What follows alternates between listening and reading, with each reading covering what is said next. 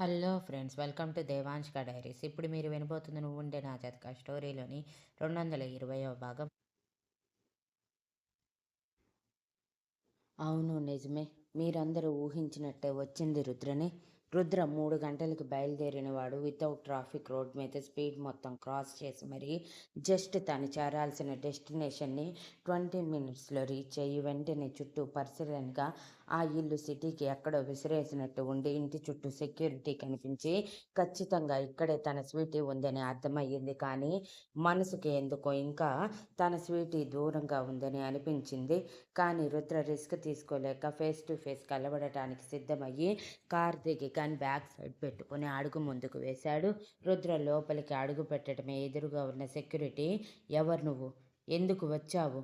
ఇక్కడికి రాకూడదు, వెళ్ళిపో త్వరగా, ఇక్కడ ఎవరూ ఉండటానికి వీల్లేదు అని హిందీలో అరుస్తూ ఉన్నాడు.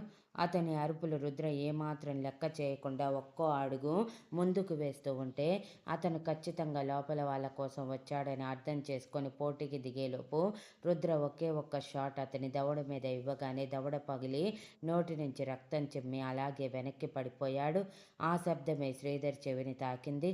అది విని రుద్ర వచ్చేశాడా అని ఎగ్జైటింగ్గా అనుకుంటూ కళ్ళు పెద్దవి చేసి తనకి కనిపించిన మేర వరకు చూస్తూ ఉన్నాడు. కానీ ఎక్కడా కనిపించక ఏదైనా పడి ఉంటుంది, అందుకే ఆ శబ్దం అయి ఉంటుంది అని తనకి తాను సర్ది చెప్పుకొని, ఎప్పుడు వస్తావురా రుద్ర? నీ భార్య ప్రమాదంలో ఉంటే ఇంట్లో కూర్చొని చెమ్మచక్క ఆడుకుంటున్నావా? అందుకే నువ్వంటే నాకు కోపం రా. వీళ్ళందరూ నువ్వేదో దేవుడు, మహావీరుడు, సూర్యుడు అన్నట్టు మాట్లాడుతున్నారు, కానీ నీకంత సీన్ లేదని వీళ్ళకి తెలియదు అని ఒక నిట్టూర్పు విడిచి తానే ఏదో ఒక ప్లాన్ చెయ్యాలని తనకి లేని బుర్రకి పదును పెడుతూ ఉన్నాడు. అప్పుడు మరోసారి పెద్ద శబ్దం అవ్వటంతో శ్రీధర్ ఉలిక్కిపడి ఏంటి ఈ శబ్దాలు అనుకుంటూ చూస్తూ ఉన్నాడు. ఎవరైనా కనిపిస్తారేమోనని. బయట బాడీ గార్డ్ రుద్ర కొట్టిన ఒక్క దెబ్బకి పిట్టలా రాలిపోతే అతను చేసిన శబ్దానికి మిగిలిన వాళ్ళందరూ పరిగెత్తుకుంటూ వచ్చి అక్కడ రుద్రని చూసి, కింద పడిన తన మనిషిని చూసి, ఎవరు నువ్వు అని హిందీలో అరుస్తూనే రుద్ర మీదకి వెళ్ళారు. రుద్ర ఒక్కొక్కడిని తనకి తెలిసిన టెక్నిక్స్తో జస్ట్ అలా పడుకోబెడుతూ ఉన్నాడు. అది అర్థం చేసుకుని మిగిలిన వాళ్ళు నలుగురు నలుగురుగా వెళ్తున్నారు.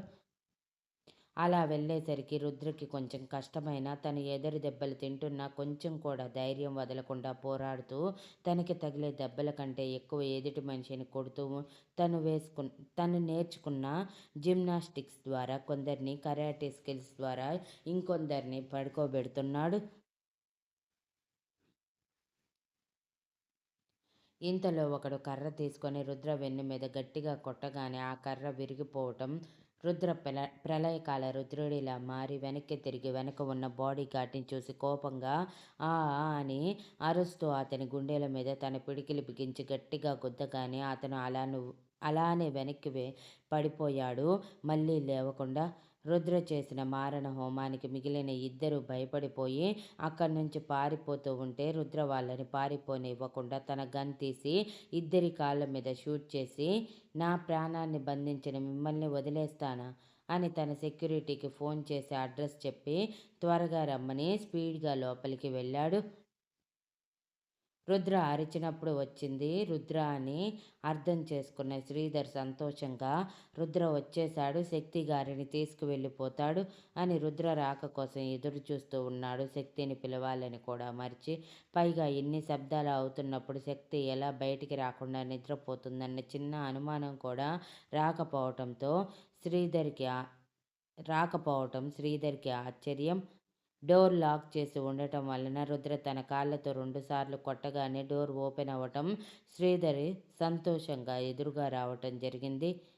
శ్రీధర్ని అక్కడ చూడటమే రుద్ర ఆవేశం ఆగక తన పిడికిలి బిగించి ముక్కు పగలగొట్టి స్వీటీ అని అరుస్తూ లోపలికి వెళ్ళిపోయాడు.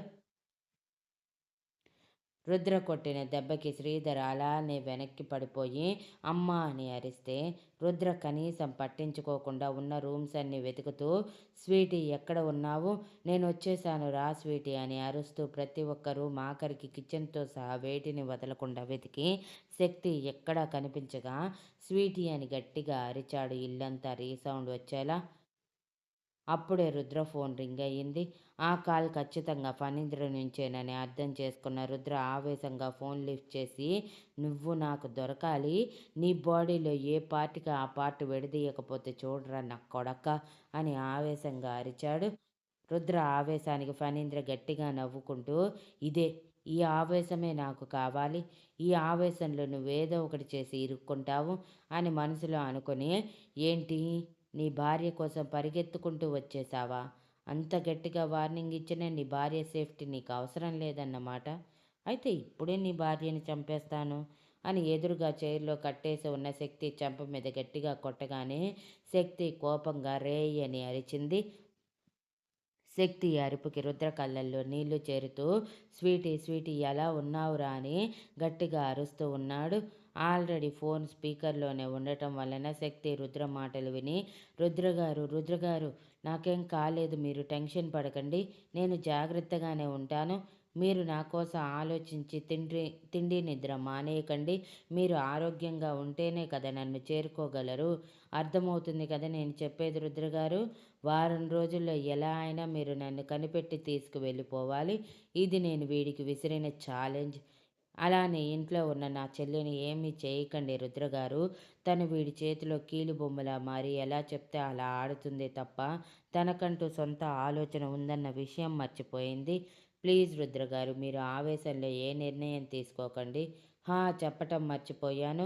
మీ ఫ్రెండ్ శ్రీధర్ గారు శృతి పెళ్లి చేసుకున్నారు. ఎలా అయినా ఇద్దరినీ కలపండి. శృతి మనసులో మీ మీద ఉన్న ప్రేమని తుంచేయండి. అలా చేశాకే నా కోసం మీరు రండి రుద్రగారు. నేను మీ నుంచి కోరుకునే మొదటి కోరిక ఇదే. తీరుస్తారని అనుకుంటున్నాను" అని అంటూ ఉండగానే ఫణీంద్ర స్పీకర్ ఆఫ్ చేసి, "అది జరిగింది.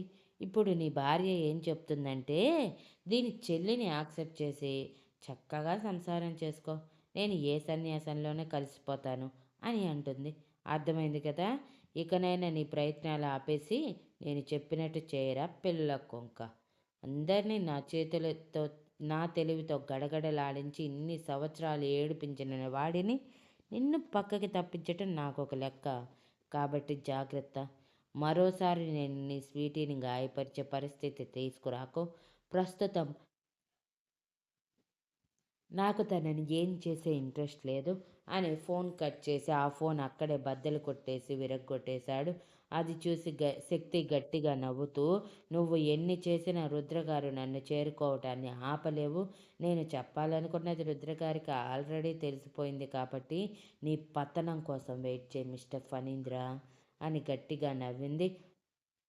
ఫోన్ కట్ అవ్వటమే రుద్ర "స్వీటీ, స్వీటీ" అని అరుస్తూ మరోసారి ఆ నెంబర్‌కి ట్రై చేశాడు. కానీ అది స్విచ్ ఆఫ్ రావటంతో ఖచ్చితంగా ఫణీంద్ర తనకి శక్తి చాడ తెలియనివ్వకుండా చేయటానికి ఇలా చేశాడని అర్థం చేసుకొని ఆ! ఆ! అని అరుస్తూ ఉంటే ఆ అరుపుకి ముక్కు నుంచి కారుతున్న రక్తం తుడుచుకుంటూ పైకి లేచిన శ్రీధర్ "ఏం జరిగింది" అని అడిగాడు. శ్రీధర్‌ని చూసిన రుద్ర ఆవేశంగా "నీ వల్లేరా ఇదంతా, నీ వల్లే" అని పిచ్చ కొట్టుడు కొడుతూ ఉన్నాడు. శ్రీధర్ ఎంత డిఫెండ్ చేయటానికి ట్రై చేసినా రుద్ర ఆవేశాన్ని తను ఎదుర్కోలేక "ఆగు రుద్ర" అని బ్రతిమలాడుతూ ఉన్నాడు. అప్పటికే శ్రీధర్ శరీరం హూనమైపోయి కింద పడిపోయి ముక్కుతూ మూలుగుతూ ఉన్నాడు. అయినా రుద్ర ఆవేశం తగ్గక మొహం మీద పంచిచ్చేలోపు శ్రీధర్ కంగారుగా తన మొహం దోసిలిలో దాచి "అసలు ఎందుకు కొడుతున్నావురా? అన్యాయంగా హింసిస్తున్నారు కదరా నువ్వు నీ ఫ్యామిలీ కలిసి" అని ఏడుస్తూ అన్నాడు శ్రీధర్.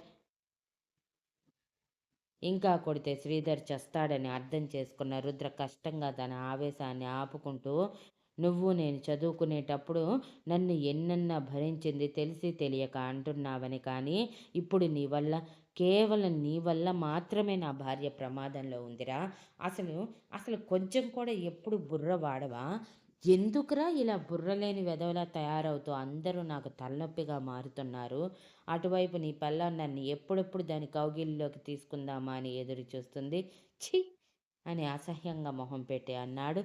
శ్రీధర్ ఆ మాటల్ని నమ్మలేక శృతి మీద పెంచుకున్న పిచ్చి ప్రేమ వల్ల, "లేదు లేదు, తను అలాంటి పని చేయదు. నువ్వే కావాలని కల్పించి చెప్తున్నావు.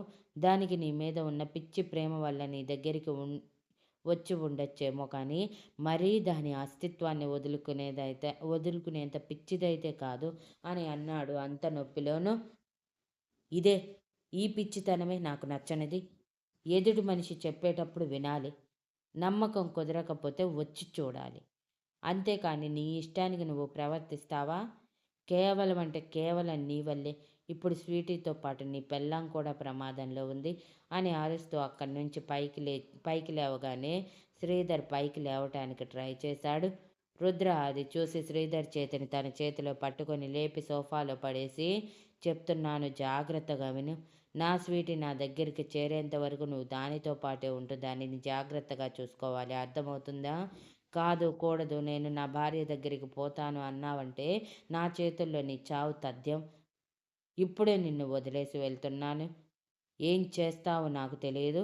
ఖచ్చితంగా నా స్వీటీ నా దగ్గరికి వచ్చేంత వరకు నువ్వు కూడా వాడి దగ్గరే బందీగా ఉండాలి అని అల్టిమేటం జారీ చేసి బయటికి వచ్చాడు.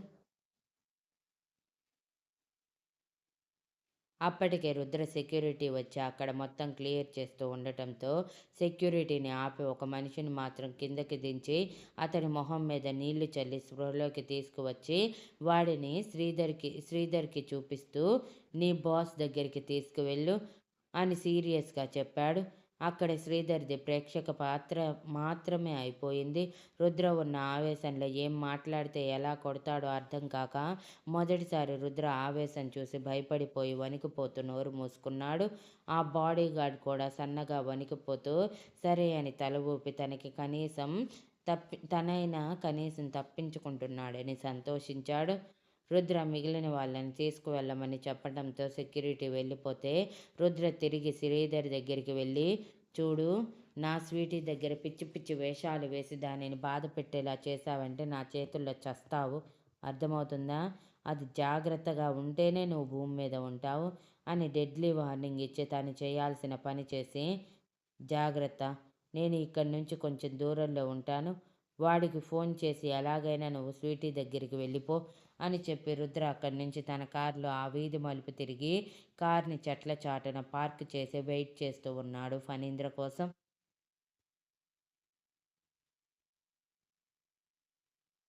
Thank you for listening and please like, share, comment and subscribe.